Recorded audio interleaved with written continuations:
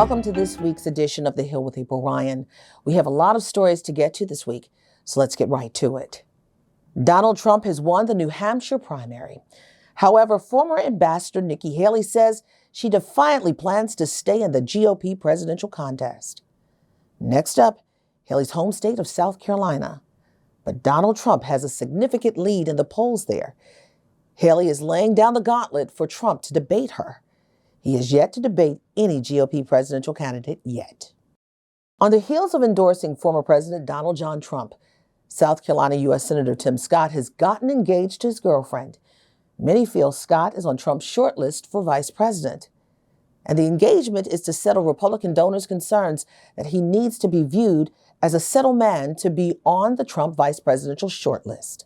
A week after we celebrated his father's birthday, Dexter King, the youngest son of Dr. Martin Luther King Jr. and the late Coretta Scott King, died this week after a valiant battle with prostate cancer. He was 62 years old. Dexter King believed investigators arrested the wrong person for his father's assassination and took his fight to find the right killer to the White House and to then-President George W. Bush. James Earl Ray was convicted of killing King, but denied any involvement in King's assassination, and Dexter King believed him. We are facing a housing crisis in the Black community. Marvetta Bozeman, the president-elect of the Empire Board of Realtors, says the home ownership numbers for African Americans is dire. She says the rate of Black home ownership in this country is lower than in 1968, when the Fair Housing Act became law. If you're interested in purchasing a home, look at your community. Right now, there's a lot of talk about the numbers within our community with home ownership.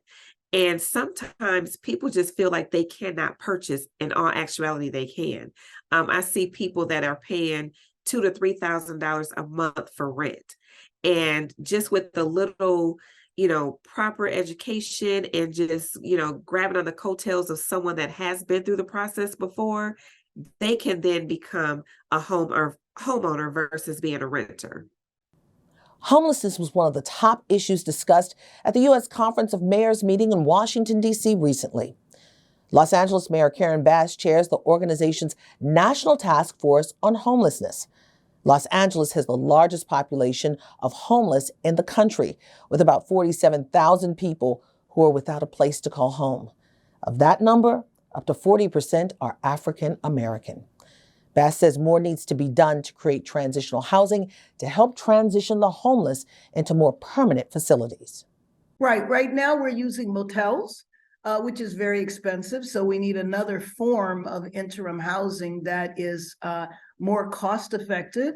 But, again, that's where you deal with some of the rules, because some rules say you can't do this or you can't do something else. We need to have, for those people that live in their cars, we need to have areas where they can park safely, where they can have access to meals, access to social services, access to proper hygiene. The Supreme Court agreed Friday to review lower court rulings that make it harder for cities to prevent people from sleeping on the streets when there aren't enough beds in homeless shelters. There is still no word on whether President Joe Biden will travel to Africa. The commander-in-chief planned to visit last year, but the trip never materialized. Meanwhile, another Biden administration trip to Sub-Saharan Africa is happening. EPA Administrator Michael Regan will be taking the journey. Derek Johnson, the head of the NAACP, is also expected to make the trip. We both recognize what we represent as we leave the United States to go back to the continent of Africa. And so we recognize that there's a connection there. Obviously, we're going to lay a wreath at the home of W.E.B. Du Bois.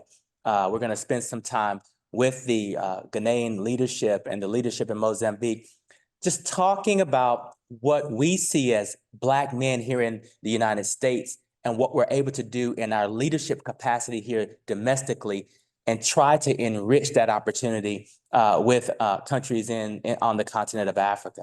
Last time Regan was scheduled to travel to Africa, actor Idris Elba was expected to travel with him. The trip was canceled after the water contamination crisis in East Palestine, Ohio. And that's it for another edition of The Hill with April Ryan.